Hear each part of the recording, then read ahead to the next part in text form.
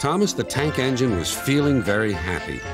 His blue coat shone in the sun, he was right on time, and all around his branch line, the countryside seemed prettier than ever before.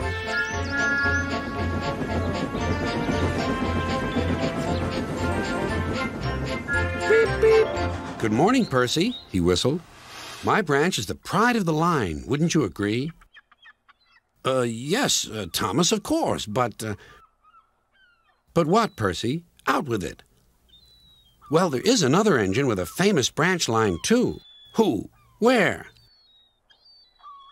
His name's Stepney. He's far away, but Sir Topham Hatt says he may visit us. When? Oh, someday. And Percy hurried away. Meanwhile, Stepney was puffing steadily along his line. It isn't very long, and that made him feel a little sad. Later, he saw Rusty. The little diesel had helped save Stepney from scrap. Everyone's been so kind. But my railway is so short, and I do miss a good long run. I think you should tell Driver, too, replied Rusty. I'm sure he'll understand. Stepney soon discovered that indeed he did. Do you know, Stepney, I feel just the same way. That evening he had exciting news. Guess what, Stepney? Sir Topham Hatt has invited us to visit the other engines on his railway. Manager agreed. It'll be a really long run to get there. Oh, thank you, sighed Stepney. They set off next morning. By now, all the other engines were talking about Stepney. He runs a famous branch line. Did you know that? Said Percy. Thomas was feeling a little jealous. Huh. It may be famous, but my branch is the first on the line. Everyone knows that, too. And he huffed away to fetch his coaches. Look, squeaked Percy. Why have they all come? There's no train yet. But Percy was wrong. The signal dropped, and from far away an engine whistled.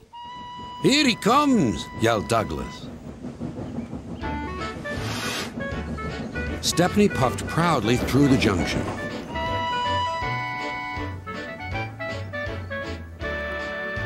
I hope you'll meet Thomas, too, said Edward. You both have branch lines to be proud of.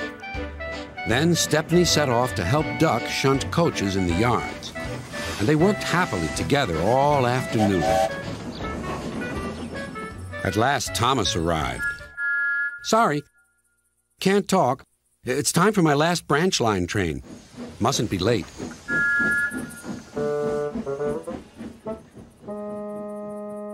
He was hardly out of sight when the engines heard shouting at the station.